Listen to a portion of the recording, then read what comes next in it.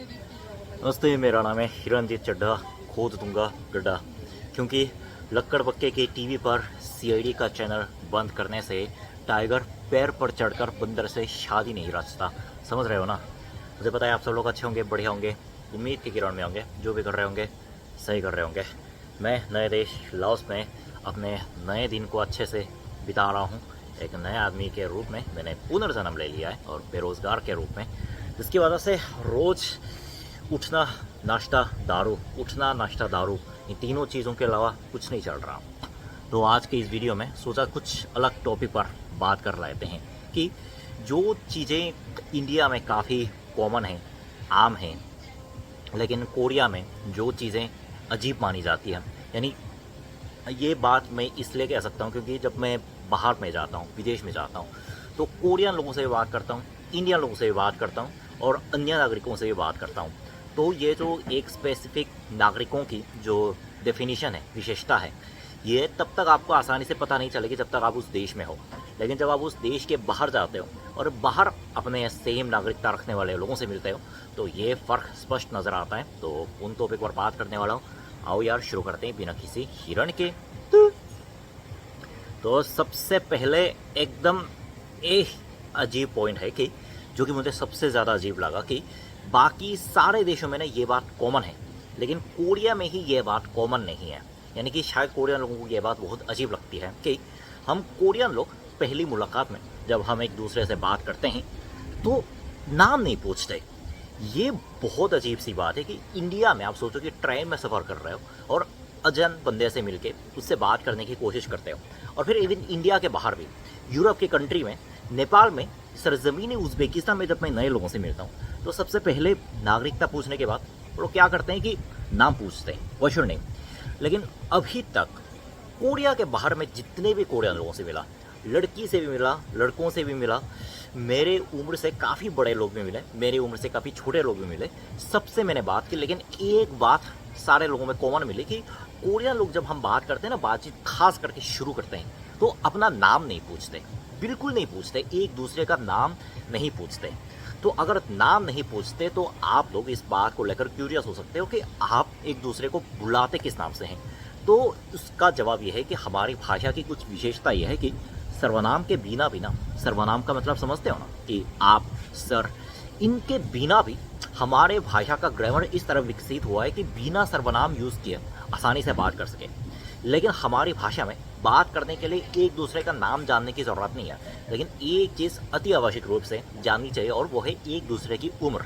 क्योंकि कोरिया में वो मेरे उम्र का है, मेरे से 1 साल का भी, मेरे से 2 साल ज़्यादा है। मतलब इन छोटे छोटे डिटेल्स पढ़ना, इस्तेमाल की जाने वाली भाषा का फॉर्म चेंज होता है, जिसकी वजह से कोरियन लोग जब बाहर मिलते हैं, ये बात मैंने हर जगह नोटिस की है, हर देशों के कोरियंस में, कि ये लोग कभी एक दूसरे का नाम नहीं पूछेंगे, लेकिन एक दूसरे की उम्र ज़रूर पूछेंगे बातचीत को जारी रखने के लिए।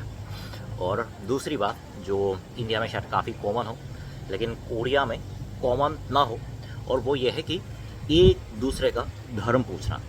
इंडिया में मैं जब किसी ट्रेन में जाता था, बस में जाता था, तो जाहिर सी बात है कि अनजान लोगों से मेरी मुलाकात तो होती है, अनजान लोगों से थोड़ी बहुत बातचीत भी होती है। और इवन मैं आजकल इंडिया में हूँ नहीं, लेकिन आजकल मेरे वीडियो के कमेंट के माध्यम से भी ये बात स्पष्ट रूप से अच्छे से पता चलती है कि इंडिया में लोग एक दूसरे का नाम तो पूछते ही हैं, लेकिन उसके बाद बहुत कॉमनली ये प्रश्न पूछते हैं कि आपका धर्म क्या है। पहली बार जब मैंने ये प्रश्न सुना तो मुझे इतना ज़्यादा अजीब लगा कि भाई हम लगते कौन है कि हम एक दूसरे का रिलीजन पूछ लें।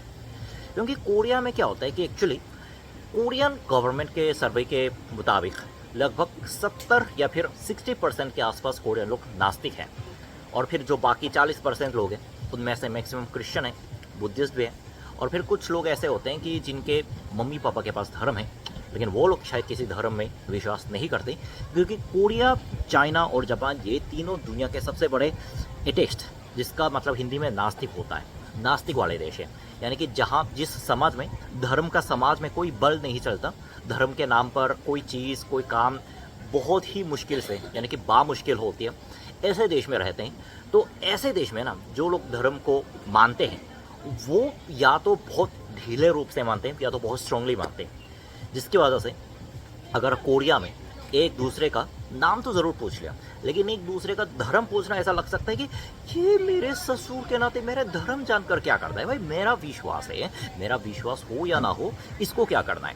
यानी कि लोगों को ऐसा लग सकता है कि वो बंदा जो प्रश्न पूछ रहा है उनके लाइफ में बहुत ज़्यादा इंटरफेयर कर रहा है, जो कि हम लोगों को नहीं पसंद है। और तीसरी बात जो कि कोरिया में शायद कॉमन तो नहीं कह सकता, लेकिन फिर भी बाकी देशों में मैंने ये बात कभी नोटिस नहीं की कि हम जब कोरियन लोग एक दूसरे से मिलते हैं ना, तो कुछ ऐसे क्वेश्चन होते हैं जिससे हम अवॉइड करते हैं। जैसे कि एक दूसरे का रिलीजन पूछना, एक दूसरे का नाम पूछना, और तुम्हारे बाप क्या करते हैं, ये तो सख्त माना है। लेकिन ये प्रश्न मैंने हर कोरिया के मुंह से सुना है कि कोरिया लोग चाहे एक दूसरे का नाम जाने ना जाने, लेकिन वो ये प्रश्न ज़रूर पूछते हैं कि आप अपने लाइफ में कितने देशों में ट्रैवल कर चुके हो। मतलब अगर कोई मुझसे ये प्रश्न पूछे तो मुझे मन में बहुत अच्छा लगता है, क्योंकि मैं अभी तक 27 देशों में गया हूँ और मुझे बहुत अच्छा लगता है अपनी कहानी बताना, अपने अनुभव बताना।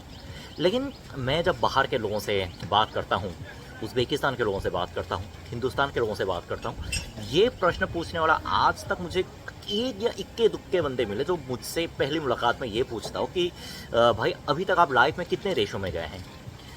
तो मैंने सोचा कि एक्चुअली ये बात आई कहाँ से, यानी कि ये प्रश्न उत्पन्न कहाँ हुआ कि ये लोग जो एक दूसरे का नाम नहीं पूछते, लेकिन ये सवाल इतना कॉमनली पूछते हैं कि आप अभी तक लाइफ में कितने देशों में गए हैं। तो उसका जवाब आपको शायद 1 या 2 साल पहले के कोरियन गवर्नमेंट के आंकड़ों से मिलेगा कि कोरिया के 5 करोड़ आबादी में से 2.5 करोड़ आबादी विदेश ट्रिप पर जाकर आए हैं। तो कोरियन लोग कोरिया के ट्रिप इसलिए नहीं करते क्योंकि हमारी सैलरी जो है कोरिया के अंदर खर्च करने के लिए बहुत ज़्यादा कम पड़ती है। लेकिन अगर हम उसी सैलरी को लेकर विदेशों में जाते हैं, मैक्सिमम एशियन कंट्रीज़ में जाते हैं, तो वो ज़्यादा अच्छा लगता है। और कोरिया में पासपोर्ट तो 3-4 दिन में बन जाता है कि अगर वो किसी कोरियन को कहीं जाने का मन हुआ तो ये कोई बड़ी बात है ही नहीं। और हमको दुनिया में मेजर कंट्री में से सिर्फ 4 कंट्रीज़ के लिए वीज़ा चाहिए होता है, और वो है हिंदुस्तान, सरज़मीन जमहूरियत इस्लाम, मंजिल मुराद, निशान अज़्म आलिशान, तर्जुमान माजी शान हाल और जान इस्तकबाल पाकिस्तान, और फिर बांग्लादेश। इन तीनों देशों के लिए हमें अग्रिम रूप से वीज़ा प्राप्त करना होता है, जिसका मीनिंग ये होता है कि इन तीनों देशों के अलावा अगर हम बाहर के किसी भी देश में जाना चाहें तो हमें वीज़ा प्राप्त करने की अग्रिम रूप से ज़रूरत नहीं पड़ती, जिसकी वजह से बहुत सारे कोरियन लोग, लगभग आधी आबादी सालाना बहुत सारे विदेश ट्रिप पर जाते हैं। और यही एक कॉमन मुद्दा बन गया है जो सारे देशों के, मतलब सारे कोरिया के अलग अलग पसंद रखने वाले, अलग अलग जॉब रखने वाले लोगों को एक दूसरे से जोड़ता है कि अभी तक वो कितने देशों में गया है।